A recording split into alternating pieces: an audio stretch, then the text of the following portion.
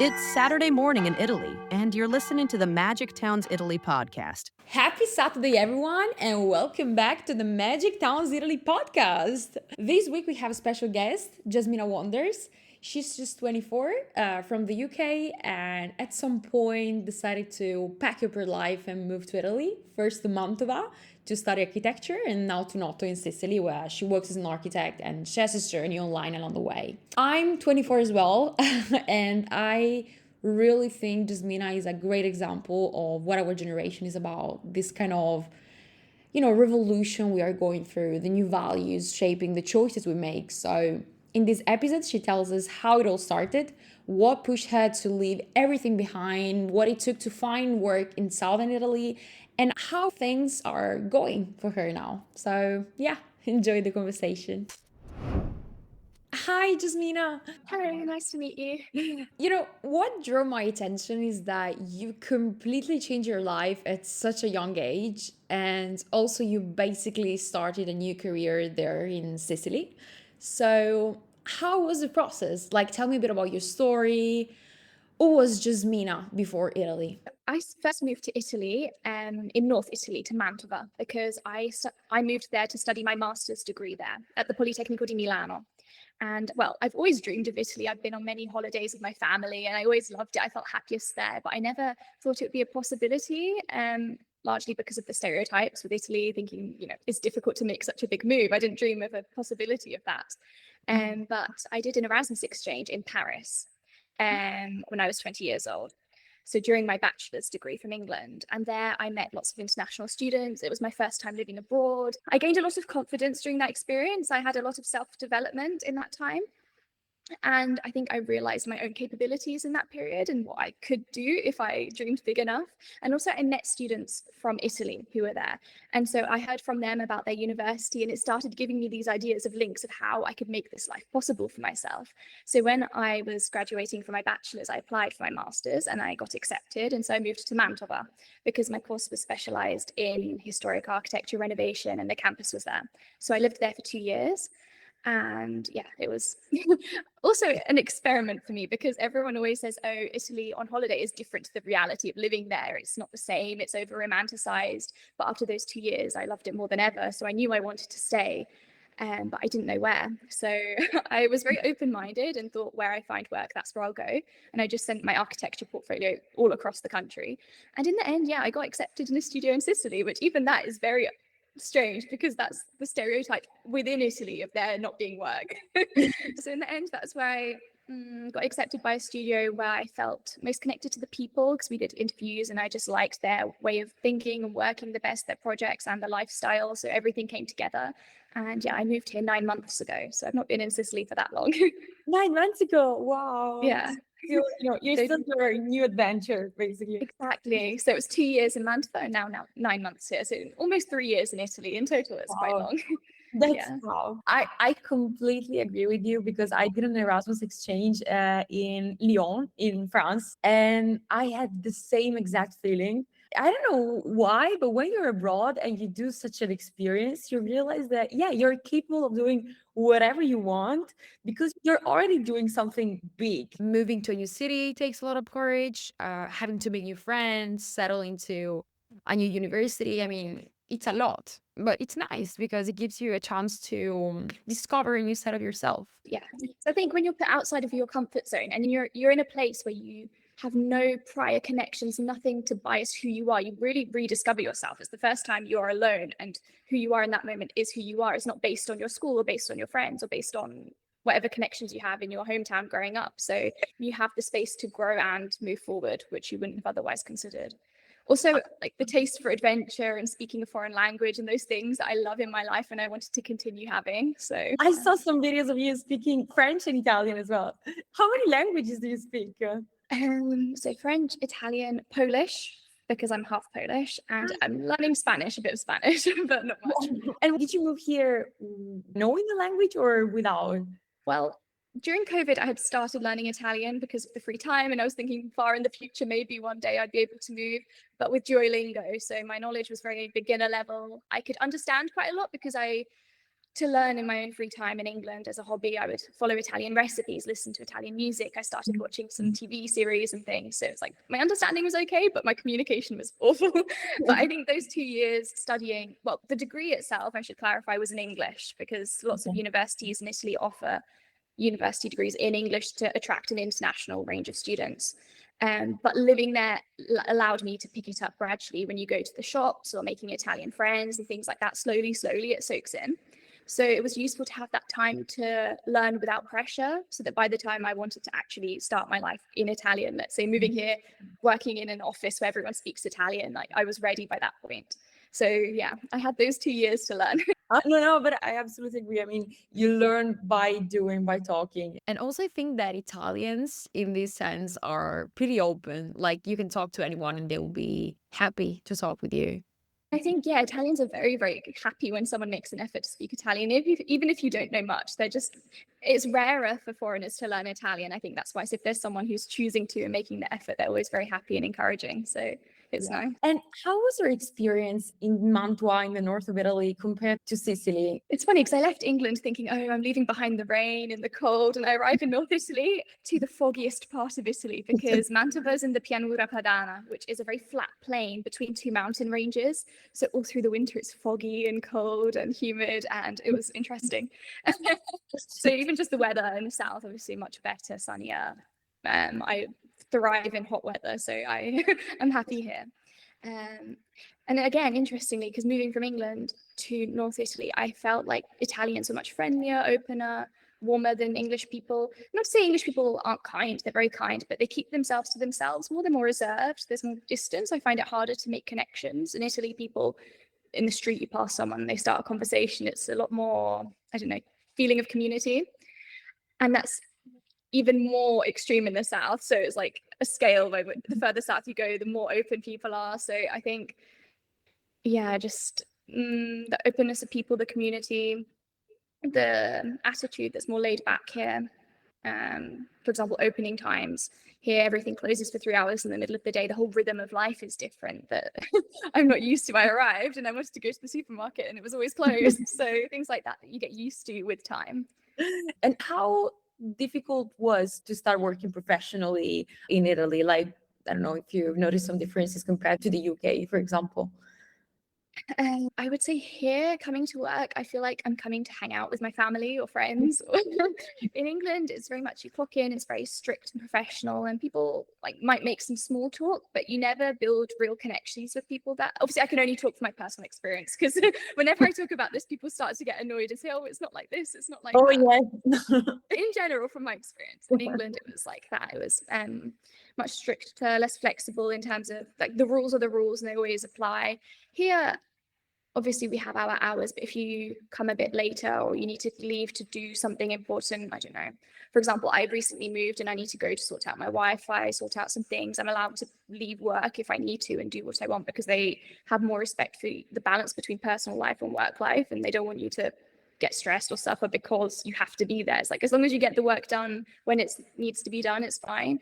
And we're always chatting. We have music on in the office and we know all about each other's personal lives. It's much, I don't know, especially for someone who lives here without family. I moved here alone. I didn't know anyone in the town. It's very important for me to come and feel like I have people who look after me and care for me. And it makes a big difference to me feeling at home here. And I appreciate that about life here. And the coffee breaks as well compared to England. In England, okay, maybe sometimes they go make a cup of tea, bring it to the desk. Here, in the morning and in the afternoon, we have a coffee break where we physically leave the office and go to the bar. Now that it's summer, it's more of a gelato break, which is also great. Maybe not great for the bikini body, but great for yeah. Gelato and granita in Italy is the paradise for all these kind of things. And from a bureaucratic point of view, what was the process like for you? Which visa did you apply for? So since I came initially to study, I came with a study visa, the student one, which when you arrive in Italy, you don't need a visa anymore. You convert it into a residence permit, permesso di soggiorno, and then that needs to be renewed regularly. So I came with the student visa, got the student residence permit, and that's renewed every year. Currently, because I am just starting to work after graduating, I have an internship contract. So I'm still doing that with my student permit. because when you graduate architecture, you still need to take a state exam to be able to be a practicing architect, to sign projects myself and be able to work freely. So I'm yet to take that exam, but I'm in the process of converting my student permit to a work permit.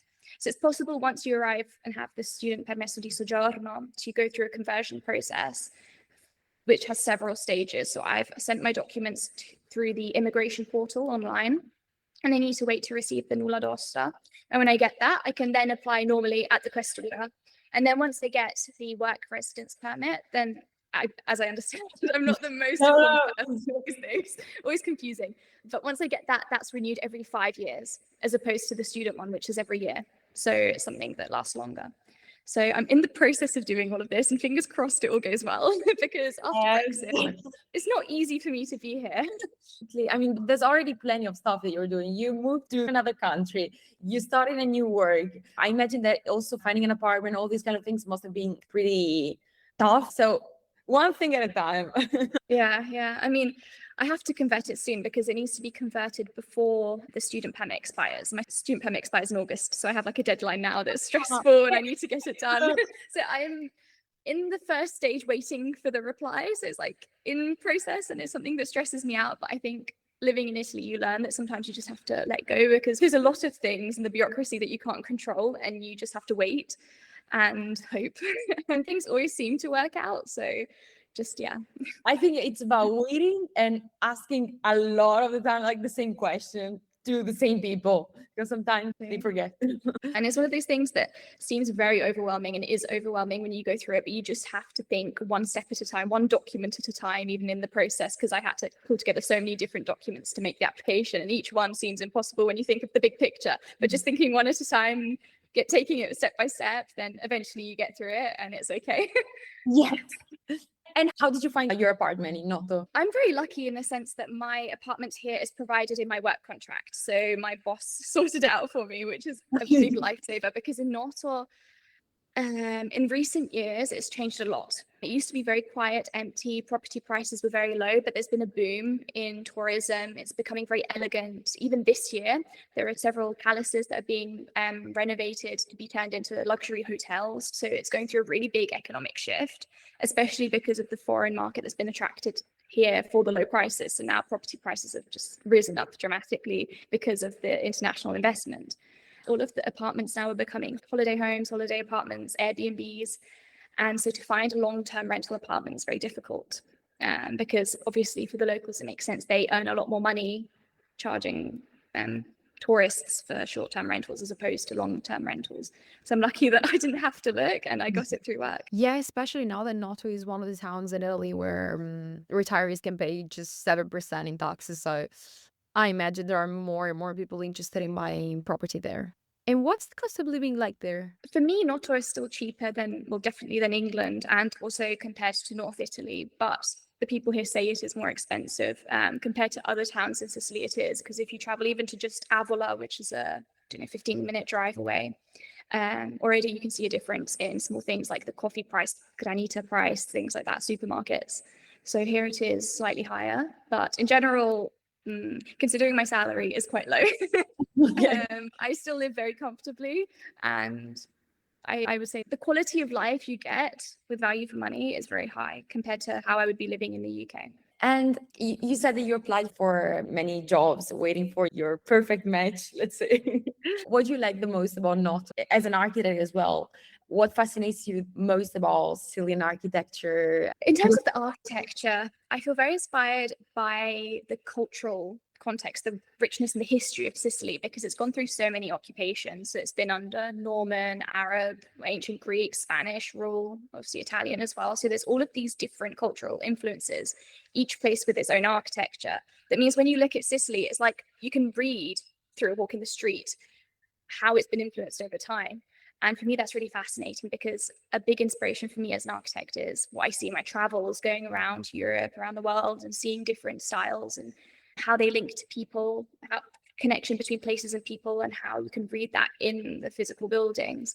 And so here, you see that everywhere. In Palermo, there's a lot of Arab architecture, Norman architecture. In fact, there's a specific Arab-Norman fusion style that's recognized by UNESCO as being very unique, that doesn't exist anywhere else. Or here in Noto, it's a very Baroque town that has influence from the 17th to 18th century architects who built after the earthquake and reconstructed the city, but also inspiration from the Spanish rule and their ornamentation. So I like the richness and diversity and how the island is shaped by the people here through the centuries.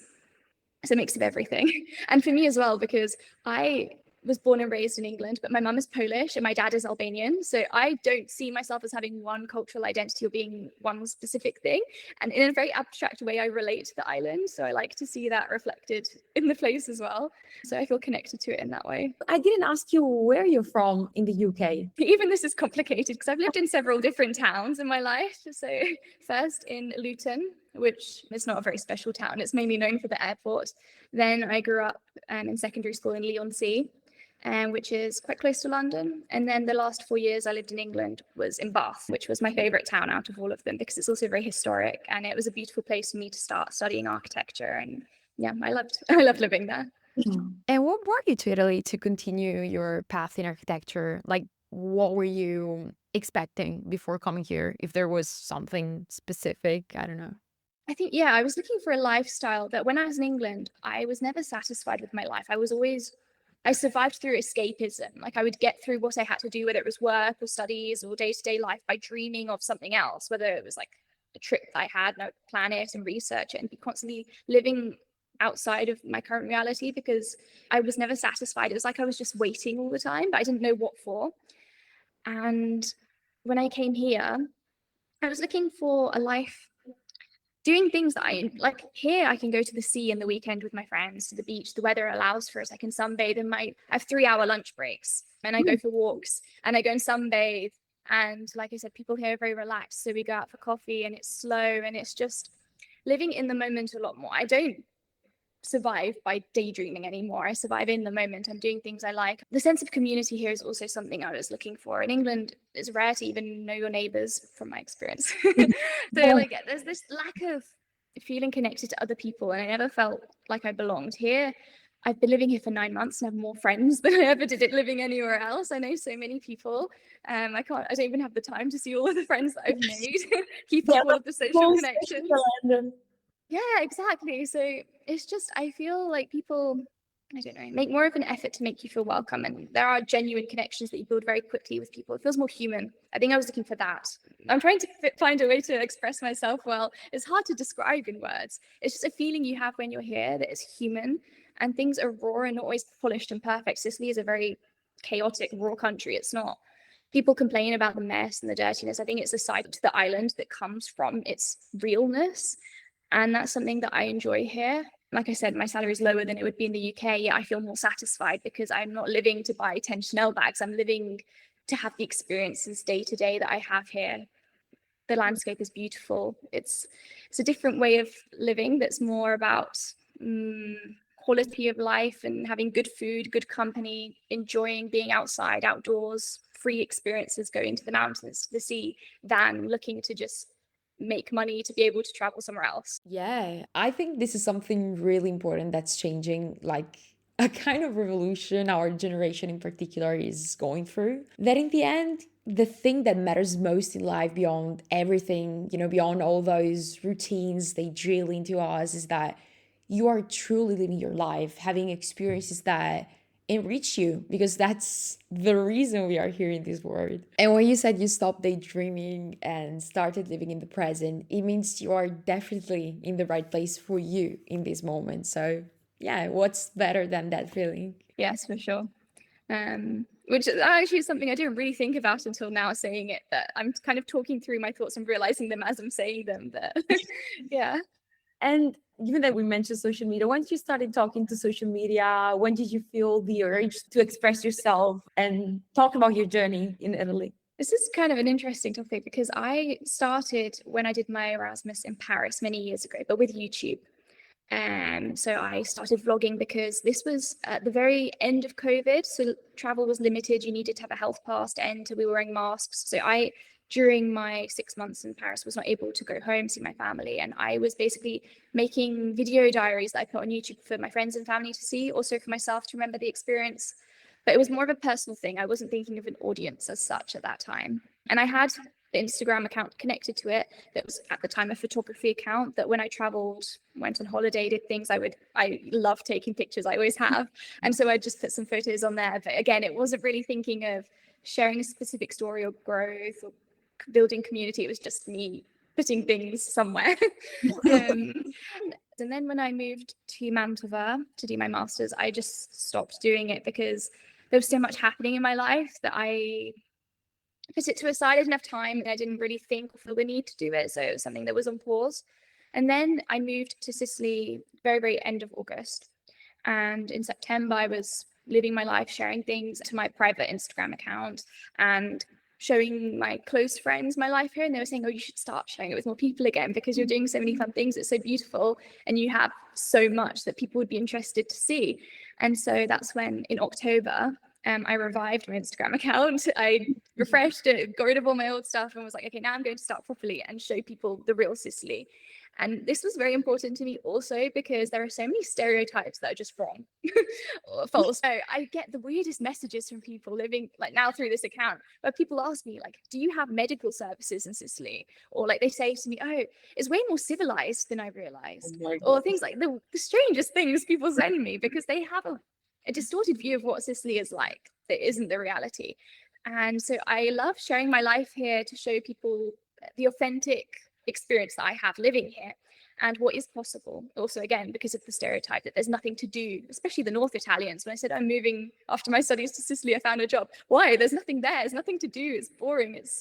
Why would you go there? And here I'm always going to fun events, meeting people, organizing trips and doing things. And I think more than, I don't know, they would expect. So showing them the reality, what is possible for someone who wants to build their life here. And I've realized it's very important for the Sicilians who've left Sicily, because there was a time when people had to leave years ago because they couldn't find work and the economic situation was different here. And I get so many messages of people thanking me every day who live in Germany and the UK and the States who left for work and miss Sicily. And so they're kind of living it and curing their nostalgia for it by seeing it through my eyes again and having that connection to their land. So I think when I started, there was all these different factors that started coming in that I didn't account for at first, but then gave importance to my profile and made me want to share more and continue. And yeah, I was very lucky that my community grew very quickly. I think because I care about the people who follow and I'm looking for real connections with people. That's what helped my account grow, because people feel the authenticity through what I share. I hope that's my goal, to show people from far away, but to make them experience it at a closer level. And that's important to me. And I think that that's, yeah, a beautiful thing that's come out of my account. No, I assure you, you can really feel the authenticity in it, the fact that you genuinely care. I think it must be one of the hardest things being in front of the camera and just being yourself, bringing your own personality without any filter, you know? For sure. And interestingly, I think that my years of doing YouTube at a personal level without an audience helped me prepare for that, because I didn't think that I would have an audience one day, but I became very comfortable in front of the camera because I was used to it by that point when I started sharing on Instagram. Even on Instagram at first, if you look back to my first posts, they're very impersonal because I was scared. And I remember the first video I posted where I was sitting down and talking, I was terrified. But it's the kind of thing that you just, once you do it once, you get used to it. And now I post without thinking. And I think not caring too much is also an important part of it, because if you seem like you're detached and people can't get a real sense of you, then they connect less with what you're saying. So I think you need to kind of overcome that boundary. And once you do, you can become more connected to the people who watch your content. And now you have a great community of both locals and potential expats wanting to move there. Yeah. And are there many expats in Noto? There's a big Argentinian community, actually, which I didn't expect, because lots of Argentinians come here to get citizenship through their Italian heritage.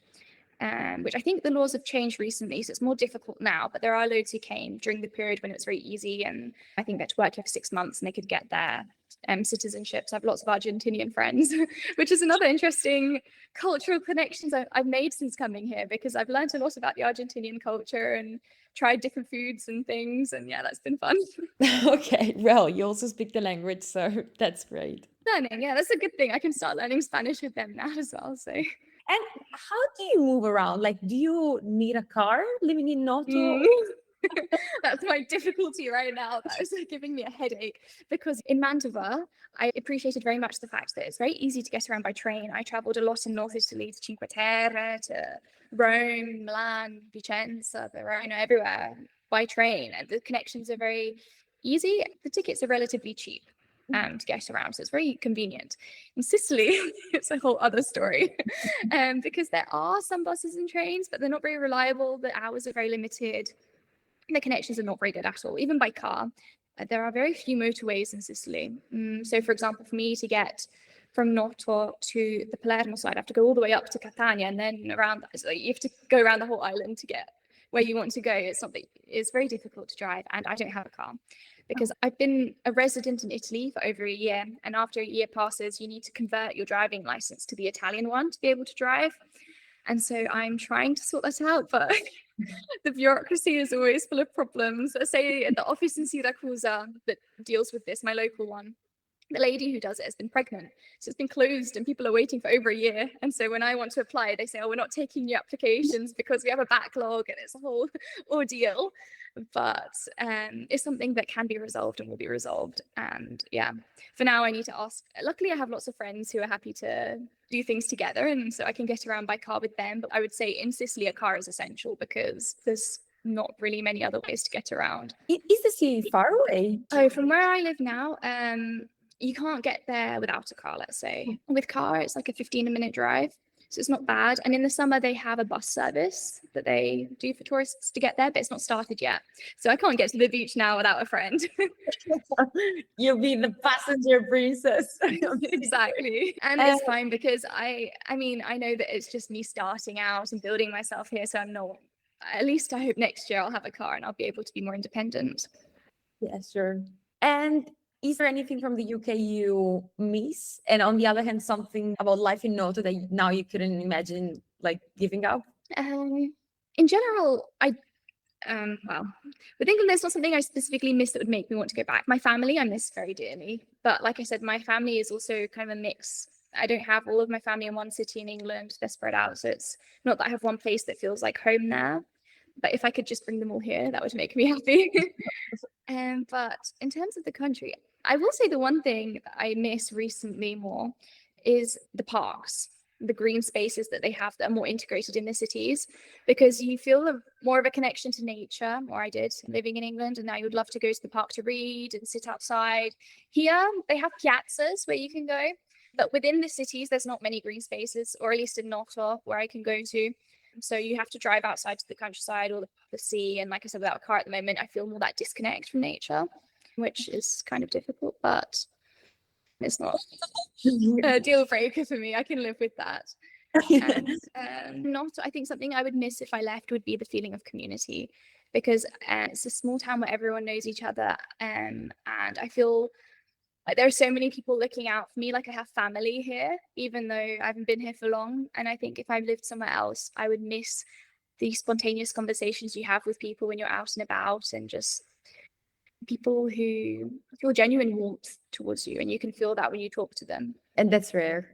Yes, yeah, I feel very lucky to have that. Because as a foreigner living here, moving here, and trying to build my life, I just feel that's something that's very important, that makes a big difference in feeling at home, and I'm very grateful for.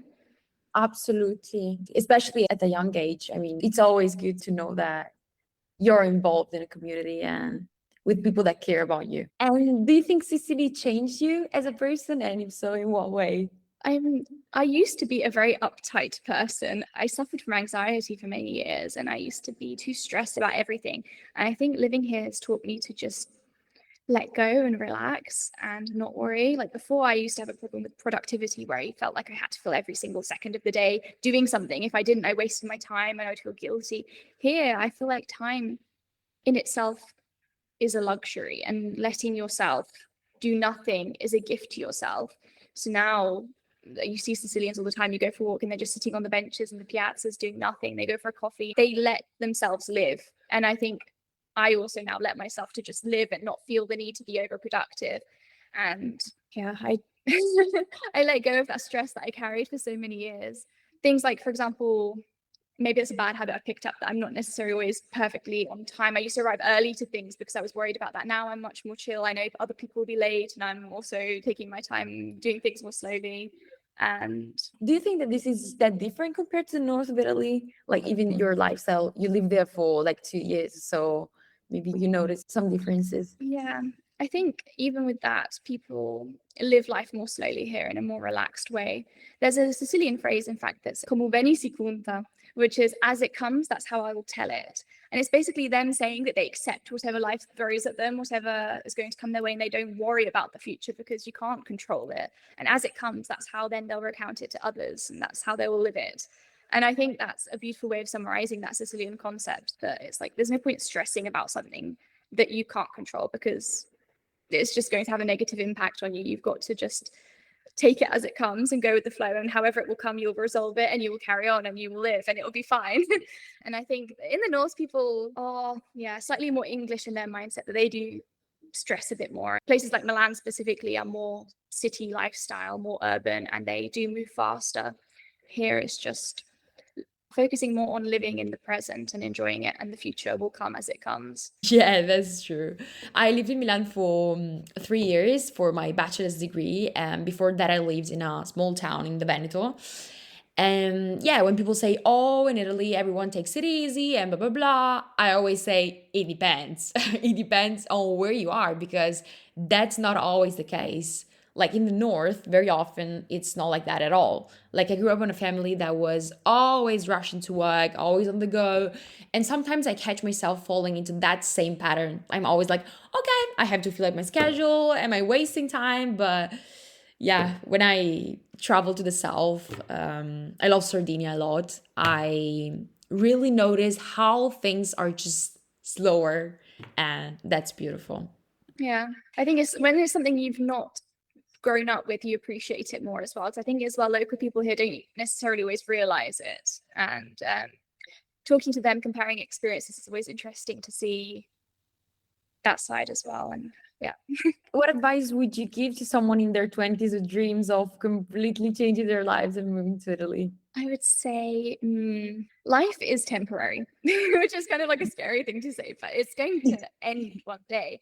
And you don't want to, like I said, I used to live my reality somewhere else. I would always be in my head dreaming of a different version of my life that I didn't have yet, because that I wanted so much. And coming here, I don't do that anymore. Now I live that life. And I think that if you have a certain amount of time on earth, you want to spend it being in a place that you love, doing something you want to do, and not just getting through your day to day to get to the next day without being where you want to be or doing what you want to do. So just remember that it's limited. And I feel like you'll have more regrets if you never try something than if you try and it doesn't work out. Because if it doesn't work out as it comes, you will recount it and you will move on and you will find another path to follow. But at least you try, and you won't have the regret. Absolutely. Sometimes I always say it's good to play, in a good sense, of course, with life. Just you're making a choice, you're following a route, and that you can change whenever you want. But it's difficult to realize that if you've lived like a different life before. So And I think as well that I believe that opportunities won't present themselves to you. So if I just sat and waited, the possibility for me to move to Italy wouldn't have just fallen into my lap. You have to put yourself out there. You have to search for it. I applied, I found a job here, but I think I applied to like 80, 90 jobs before coming here. And I made the choice to study in Italy because I knew I wanted to move there. It's like every small step, every small action you take may seem small at the time, but it's a stepping stone, a building block to eventually build the life that you want. Starting to learn Italian many, many years ago, even slowly on Duolingo, it's not that in itself allowed me to move, but it was something that means now I'm able to talk in Italian at the office. So I think even if you think that the things you're doing, oh, it's not important, it won't make a difference, every small thing does. And eventually it will come together, and all of the small actions will accumulate to allow you to move forward and for you to find the opportunities. So just remember to put yourself out there and actively look and try. And I think when you have enough ambition, life rewards you, and that you will find the path eventually. I absolutely agree with you. I feel like when you're doing the action, you're actually gaining confidence for the next step, always. And then you're sending like good energies to the universe while doing stuff. And I think also being open-minded, because what you think you want isn't necessarily always what you need in life as well. So I think that even if you think, for example, going all the way back to my Erasmus in Paris, that in that moment, I didn't necessarily have a clear idea of what I wanted in the future or the path I would follow, but I didn't even plan to go to Paris. It's one of those things that when they asked who was interested, I was like, maybe. And I just kind of kept going through the steps until eventually one day I was in Paris and it was unexpected. And if I never went, I wouldn't be in Italy right now. So I think life is always unexpected and full of twists and turns that are part of the character development you need to end up in the right destination. So just always being open to it and not whatever opportunities present themselves, accept them, like take them all, because they're always something that serves you in that moment that you won't realize until later, and you look back and realize how everything connects. Absolutely. It's all about following our instinct and then see what the word like is telling us, basically. Thank you so much, Jasmina. That's it for this week on Magic Towns Italy. You can create a free account at magictowns.it and explore over 2,000 towns, including those offering the 7% tax ski, as well as download dozens of expat guides. We have over 200 data points per town, more than Italy's Statistics Authority itself, covering everything from property prices to schools, healthcare, crime, and more. If you want full access to filters and unlimited searches, upgrade to Magic Towns Premium. Use the code podcast for 20% off an annual plan. Thanks for listening. Our next podcast will be live on Saturday at 9 a.m.